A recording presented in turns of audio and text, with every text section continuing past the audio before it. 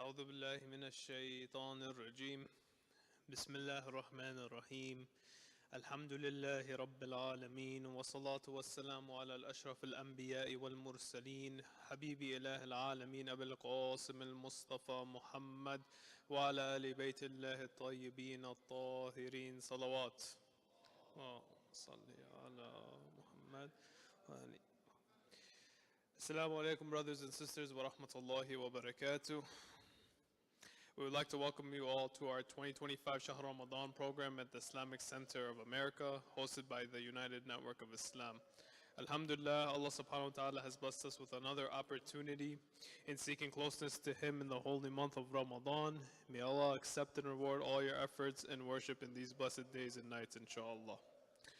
Before we get started with tonight's program, we would like to recite some verses from the Holy Quran. Please help me welcome Brother Hadi Samhat to the stage after 3 loud salawat ala Muhammad wa ali Muhammad. Allahumma salli ala Muhammad wa ali Muhammad. Allahumma salli ala Muhammad wa ali Muhammad. Allahumma salli ala Muhammad wa ali صلوا على محمد وآل محمد.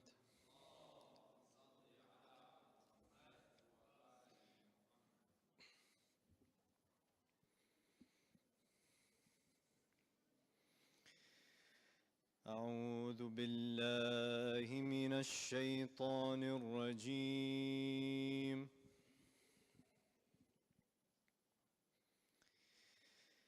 بسم الله الرحمن الرحيم.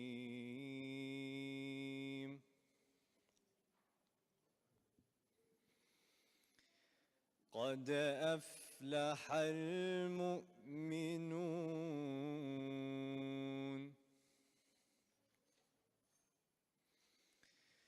الذين هم في صلاتهم خاشعون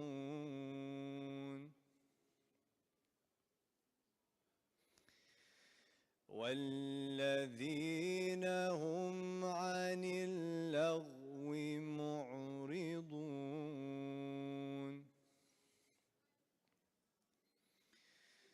والذين هم للزكاة فاعلون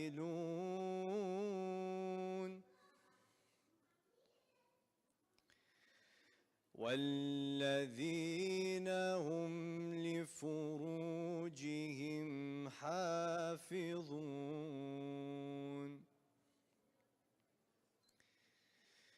قد أفلح المؤمنون الذين هم في صلاتهم خاشعون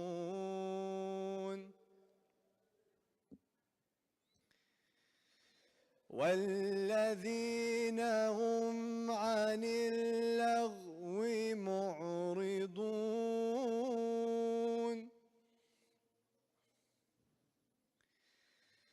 والذين هم للزكاة فاعلون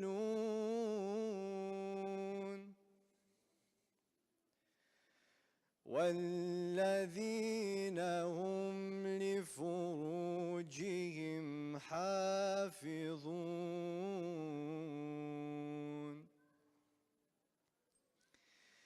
إلا على أزواجهم أو ما ملكت أيمانهم إلا على أزواجهم أو ما ملكت أيمانهم فإنهم غير ملومين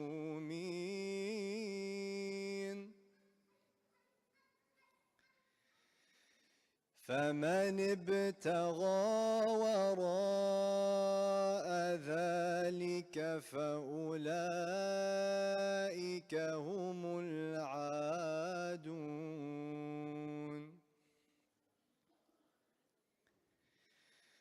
والذين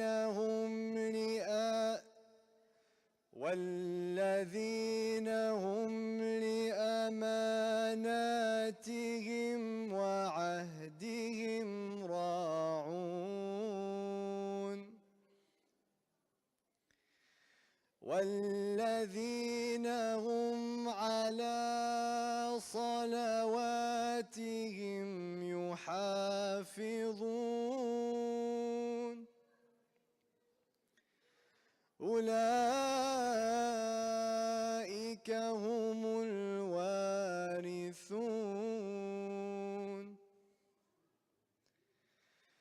الذين يرثون الفردوس هم فيها خالدون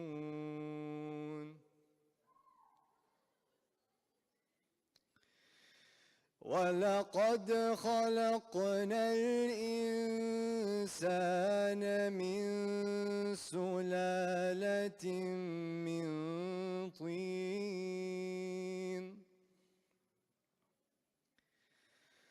ثم جعلناه نطفة في قرار مكين ثم خلقنا النطفة علقة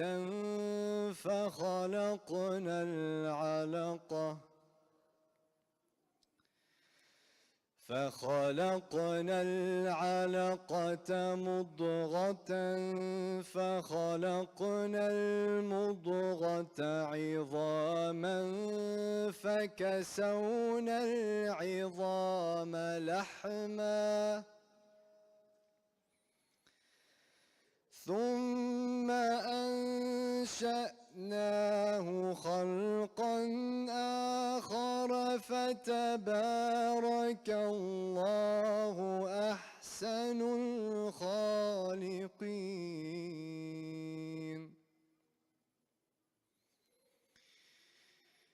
ثم إنكم بعد ذلك لميتون ثم إنكم يوم القيامة تبعثون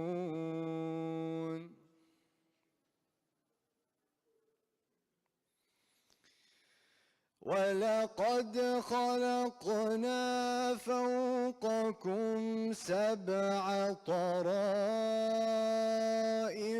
وما كنا عن الخلق غافلين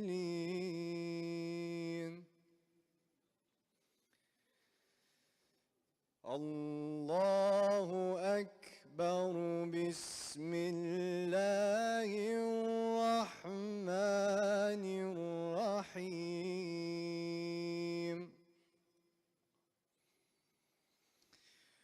قل هو الله أحد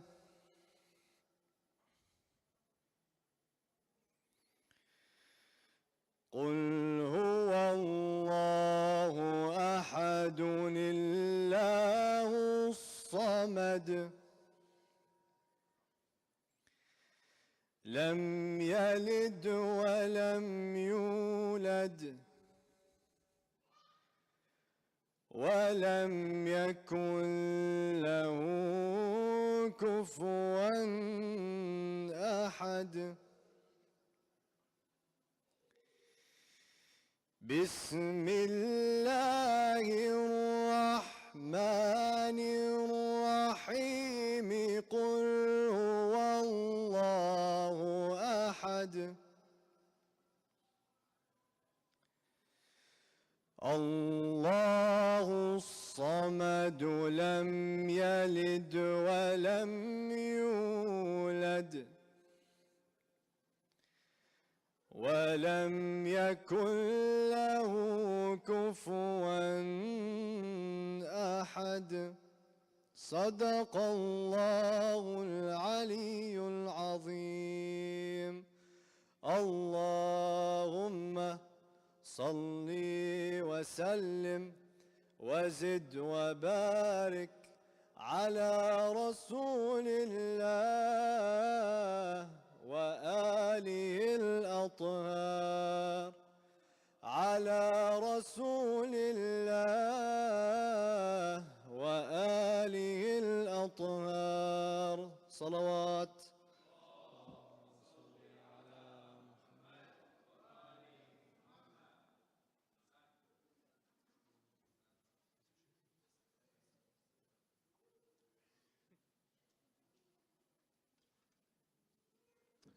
Thank you, Brother Hadi, for that beautiful recitation. If we can give him another loud salawat.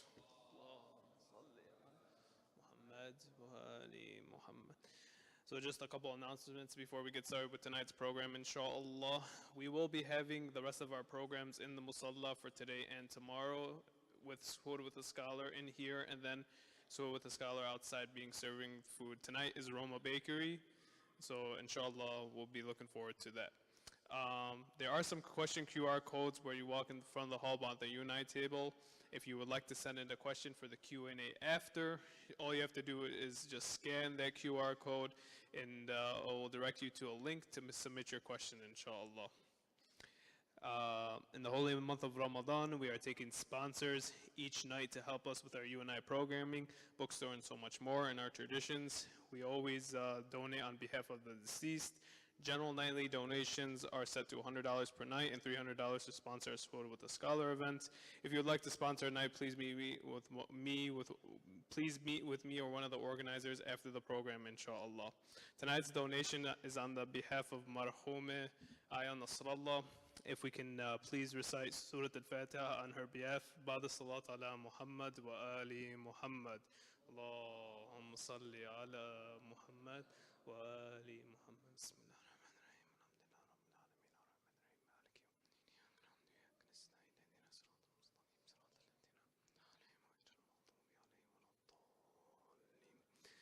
Thank you. Make sure to keep up with the UNI on Instagram. That's at UNIORG_ for weekly programs and events throughout the year. For those who don't have social media, please see me or one of the organizers after the program so we can put you in the WhatsApp announcements chat where all details will be shared there as well. So without further ado, please help me welcome Samahat al-Sheikh Ali Nazzal after 3 loud salawat ala Muhammad wa ali Muhammad. اللهم صل على محمد وآل محمد. اللهم صل على محمد وآل محمد. اللهم صل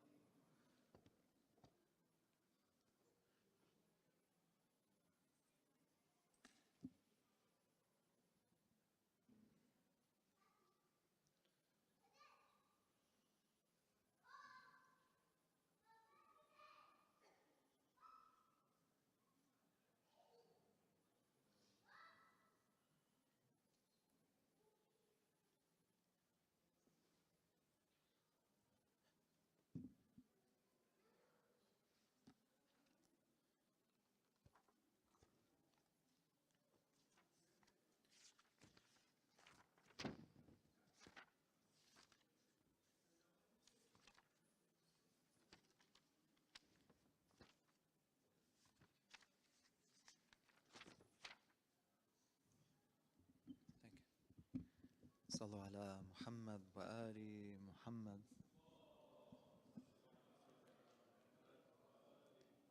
أعوذ بالله من الشيطان الرجيم. بسم الله الرحمن الرحيم.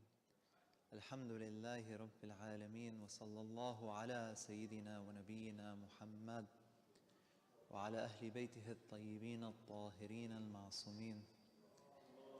وصل على محمد وآل محمد.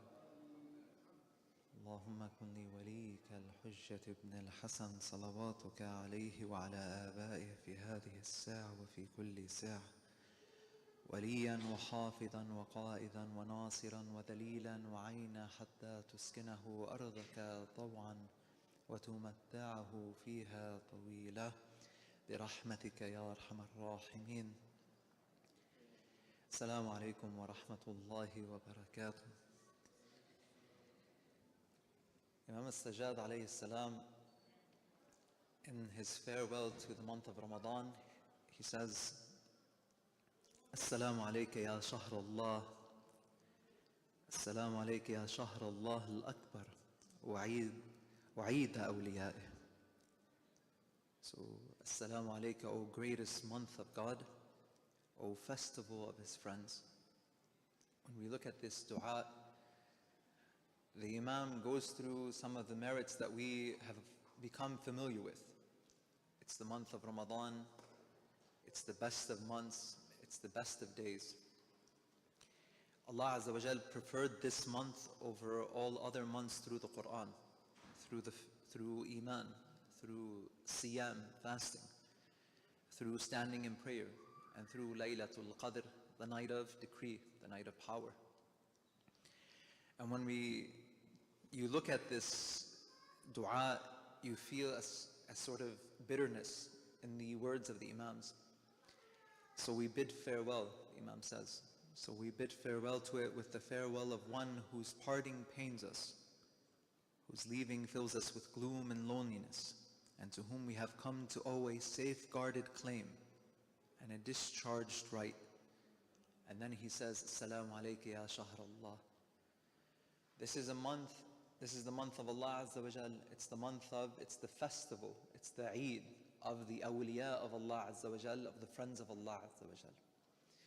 And you see this, because of the magnificence of this month, because of the greatness of this month, the Imam sort of understands that the blessings in it, can find it in it, are something not to be observed in other months. And so it pains him to leave it.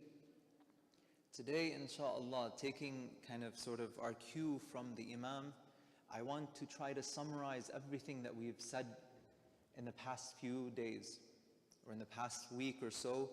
I want to try to summarize everything and then really look at what is our goal as human beings on this earth? What is our goal in this immediate world? When we thought of taqwa, when we talked about taqwa, we said that it's one of the highest human virtues. And in the Quran and Islam, it's often translated as God-wariness or God-fearing.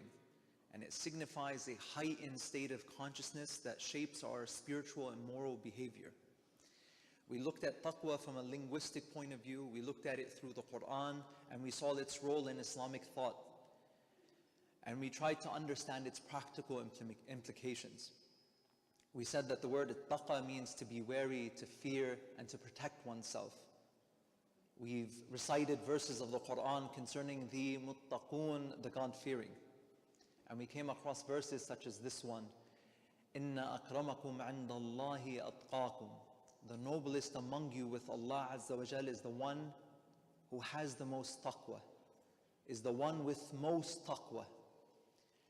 When you think of who is the noblest among us, the Quran is very clear. When you think of things that are noble, everyone wants nobility in life. There's not a human being that is alive today that doesn't want to be noble, that doesn't want noble things. Unfortunately, akthar nas, most people though, they chase the stuff of this world. Meaning they're not chasing what Allah Azza wa Jal has promised them. They're not chasing Jannah. They look at, or they find nobility in other things. They find nobility in the stuff of this world, and that's why you find them chasing wealth, chasing possessions, chasing social status, chasing power. And for them, they see it as something that is noble. That is something that is inherent in each and every one of us, every single being. Sometimes you find they word it a bit differently. They say that every human being wants perfection. And that might be too ambiguous for us. what we might look at, if we look at the Quran, we want to say every human being wants nobility. Every human being wants noble things. The problem is that people stray from the path of Allah Azza wa Jal, the way of Allah Azza wa Jal, and they go after things that are not noble for them. They go after things that are perishable. When we look at the Quran is very clear. Who's the most noble among you? Where does nobility lie? It lies with Allah Azza wa Jal, and it lies in the virtue of taqwa. If we look at two other verses of the Quran, تُرِيدُونَ عَرَضَ الدُّنْيَا وَاللَّهُ يُرِيدُ الْآخِرَةِ. You desire the stuff of this world. You desire the good of this world. You desire the glory of this world. But Allah desires the hereafter. Allah desires the afterlife, al-akhirah. This verse was revealed, according to some reports, in relation to the companions of the Prophet who would run after the spoils after a battle. You would think of, for example, the battle of Hunayn or the battle of Uhud. There are many cases where the companions or those who were in the camp of Rasulullah sallallahu alayhi wa alihi wasallam, they would rush, they would sort of make haste to take the spoils. And so what is the Quran saying is that you desire what? You desire the stuff of this world, but Allah Azza wa Jal desires, He desires the afterlife. He desires Jannah for you. We've mentioned that saying of Imam al-Hussein alayhi salam to his companions, your worth is nothing less than Jannah. And so now when we look at it, when we look at nobility and we say everyone is after nobility, everyone's after what is noble in life.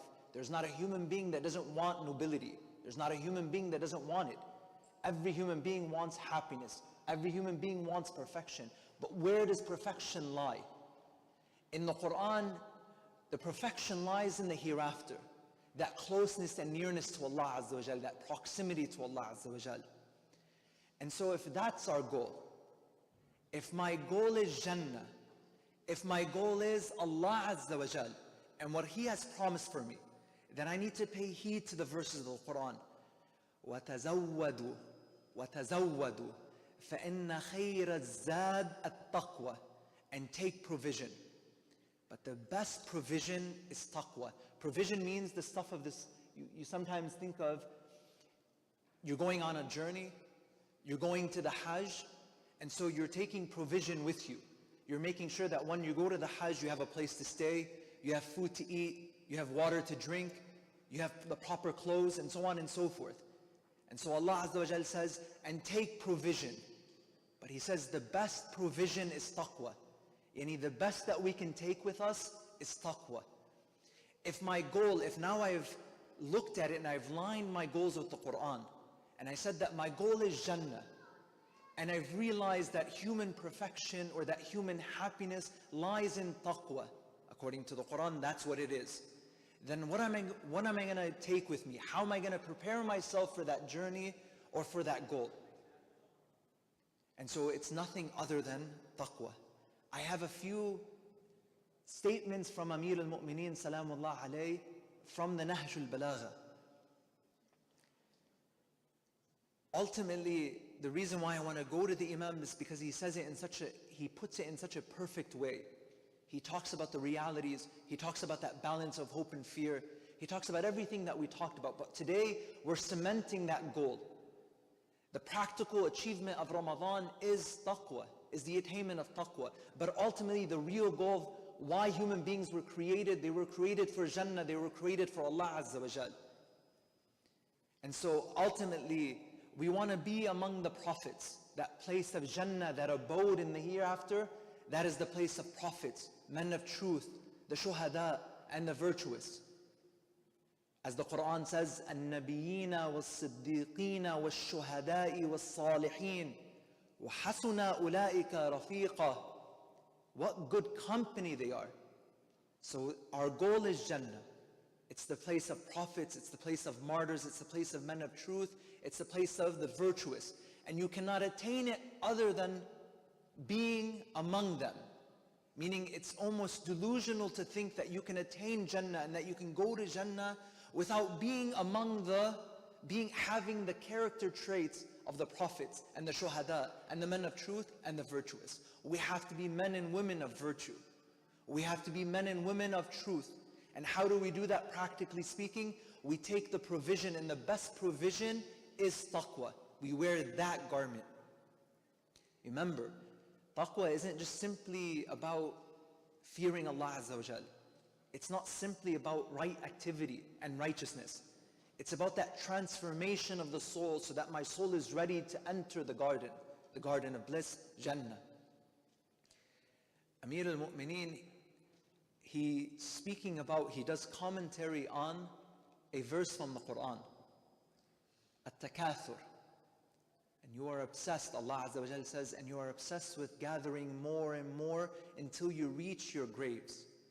So the Imam says this, in light of a reality that most people are doing what in life?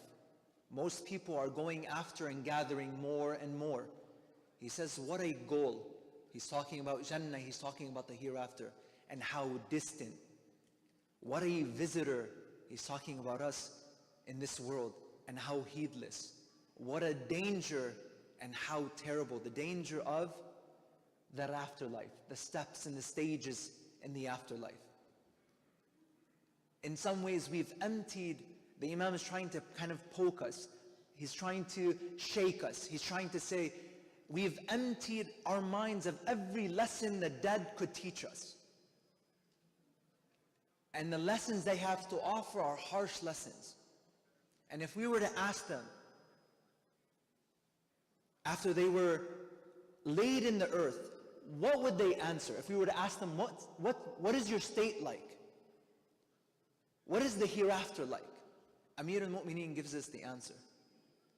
He says, they would say, our fresh faces have withered. Our soft bodies have wasted away. We have donned the rags of decay. And the narrow walls of our bed chambers hem us in. And we have inherited the desolate strip of the grave. And this silent bier mocks us. How the beauties of our bodies are erased. Our defined features are unrecognizable. Long has been our stay in this desolate residence. We find no relief from our agony, no release from our fetters. Ultimately, the Imam is giving us something to think about and to contemplate. This world, everyone is after something. Everyone is busy gathering more and more. But what happens when we reach the end? What happens when we're laid in the earth?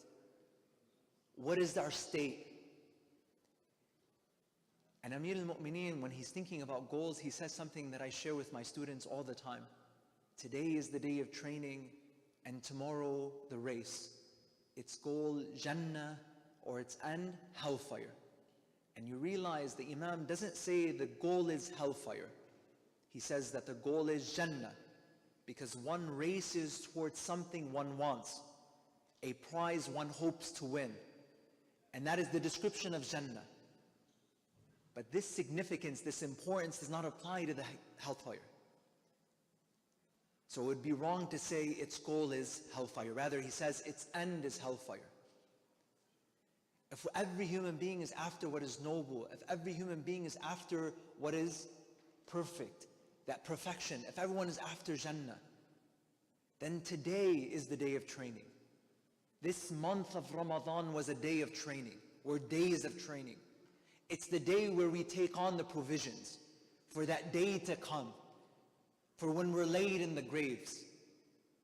And here we have in the Quran something very similar, where the hellfire isn't described as a goal, but it's described as an end.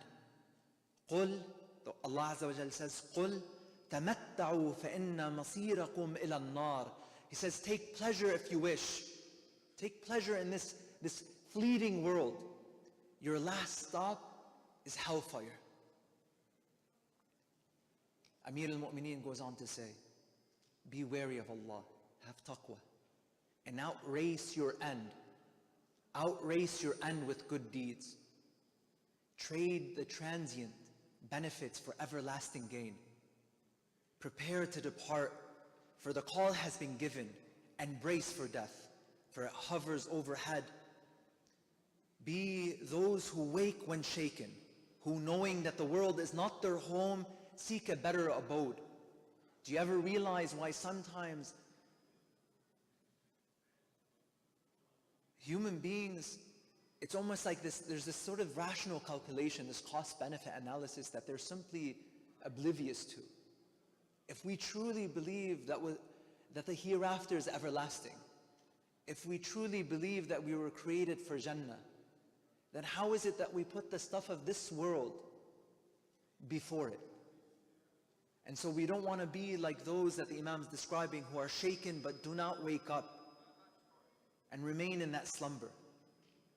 God has not created you in vain, the Amir says, nor left you without direction. Nothing stands between you and Jannah or hellfire but the arrival of death. Diminished by each passing moment, demolished by each pressing hour, your time to the goalpost is short. The traveler death, whose camels are steered by night after day and day after night, will soon be here. Prepare well for this visitor who will bring you immortal triumph or unending misery. When you think of taqwa, you think of the fear of Allah Azza wa Jal. I want you to take a practical example in the Amir. Amir al-Mu'mineen has a very famous statement that in many ways describes the virtue of taqwa.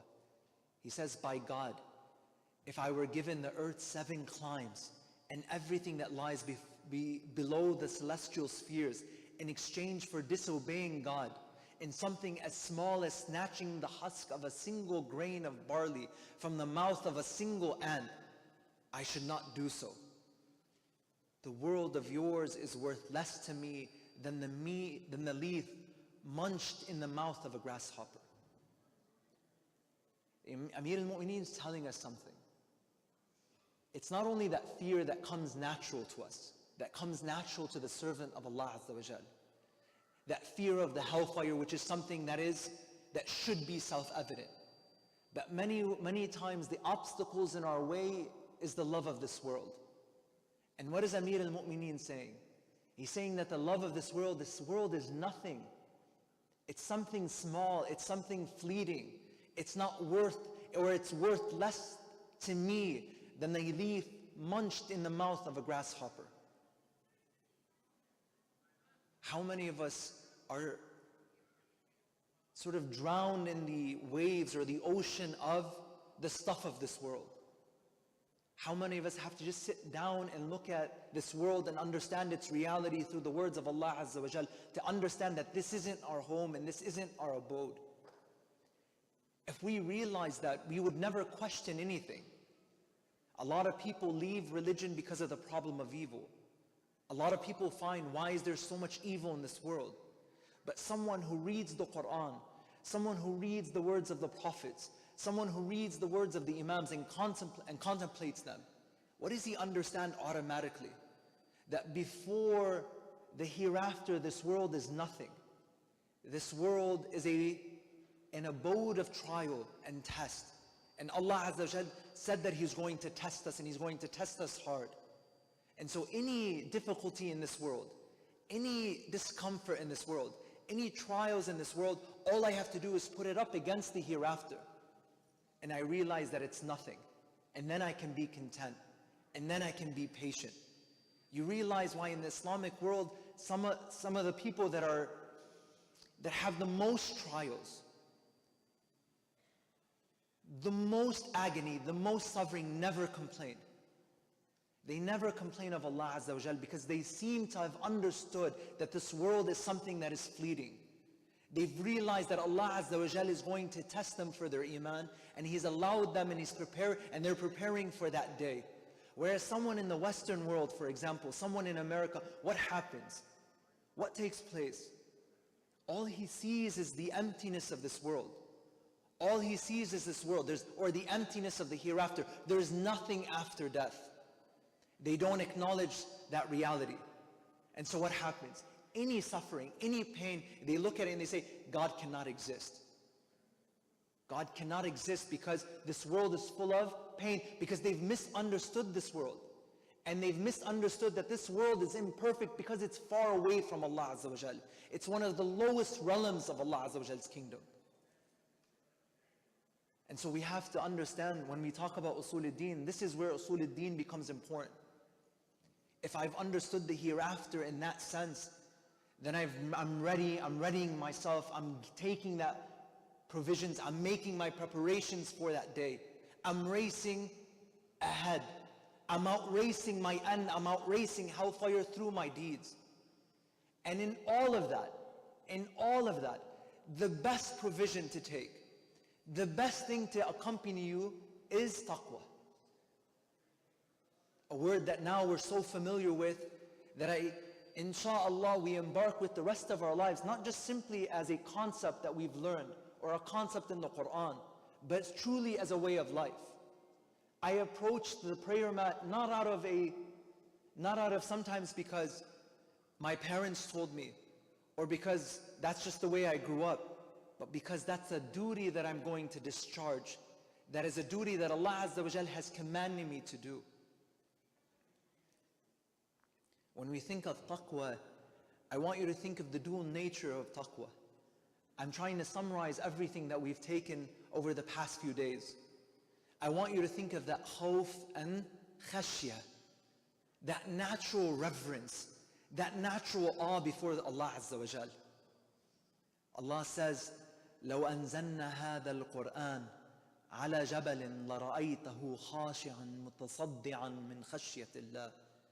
Had we sent down this Quran upon a mountain, you would have seen it humbled, shattered from fear of Allah Azza wa Jal. This Quran that we're reciting, this Quran that we have in our homes, if it were to be placed on a mountain, it would shatter. It's almost, what I took from this ayah is that it's natural. Think of the sky, think of the transcendence of the sky, or the awesomeness of the sky. Every human being has that exposure. When they walk outside and you look at that magnificent sky, Allah Azza wa Jal created it. And so what is my attitude towards Allah Azza wa Jal? It's naturally going to be one of fear and awe, but it's also one of love and devotion. What we've learned through these past few days is that when someone fears Allah Azza wa Jal, when someone has that proper attitude towards Allah Azza wa Jal, what does taqwa foster in him? It fosters a relationship of closeness to Allah Azza wa Jal. It fosters a closeness and attachment to Allah Azza wa Jal. And one of the names of Allah Azza wa Jal, Al-Wadud, the beloved. And that relationship is reciprocal. And so now that I have taqwa, I've attained the love of Allah Azza wa Jal. And so taqwa balances everything. Taqwa in some sense puts everything in its proper place. As Amir al-Mu'mineen's definition of justice, justice places everything in its proper place. Taqwa places everything in its proper place. In fact, the proper relationship that we have with Allah Azza wa Jal should be one of taqwa, because that is justice. When we've looked at taqwa, we looked at it in the realm of worship. We've looked at how salah is supposed to increase our taqwa. How siyam, لَعَلَّكُمْ, as Allah Azza wa Jal says in the Quran, لَعَلَّكُمْ تَتَّقُونَ, how fasting is a mechanism, is a system to achieve taqwa. We've looked at dua after dua after dua, and we see how we can cultivate the virtue of taqwa by reading and embodying the words of the Imams and the Prophets. But we've also looked at it in terms of society and leadership. We saw that a just leader in Islam is one, or has to be, or should be, or must be the one who's best in taqwa. And that relates to our creed when it comes to imamah. A leader isn't just any leader. We reject a leader like Yazid. We reject the caliphs because they didn't have the most taqwa. They were corrupt. And we believe that imamah and isma, if you want to define isma in one way, it's someone who has that God-fearingness. We've looked at social taqwa. We looked at taqwa as a social virtue, a society built on taqwa. And we looked at practical examples. How someone who fears Allah Azza wa Jal is going to be moved to cultivate virtues. He's going to help the poor. He's going to give charity. But he's ultimately going to do that. Why? He's going to do that because it's selfless. not out of some selfish desire. You see the billionaires of this world, what are they doing? And now it's become apparent and obvious, the charity that they give to assume power, the stuff they do to assume power. How much of it is truly selfless? Then how can we bypass the ego? How can we bypass the individual? It's none other than taqwa. Why? Because we need something that is greater than the I. We need something that is greater than egoism. And that is Allah Azza wa Jal. And we looked at taqwa in relationship to Imam al-Mahdi, salamullah alayh. Imam al-Mahdi, that achievement that we're all awaiting, is going to be one of universal taqwa. In the traditions and reports it says universal justice, but that's nothing other than taqwa. Someone like Amir al-Mu'mineen who fears Allah so much that he won't trade taking something from an ant, so much as a grass from an ant, in exchange for everything in the world. That's going to be the achievement of Imam al-Mahdi. That is going to be the governance of Imam al-Mahdi. And the true followers of the Imam are going to be none other than the examples that we brought forward, such as Sharif al-Radi and Sharif al-Murtada, who never thought of sinning. They're going to be like Malik al-Ashtar. They're going to be like Qumayl. They're going to be like the companions of the Amir, like Hisham bin Hakam. I want to summarize everything and bring it to an end by saying that, inshallah, that seeking knowledge is something that is important. We seek knowledge, and most importantly, we're seeking knowledge of the Quran and the Sunnah.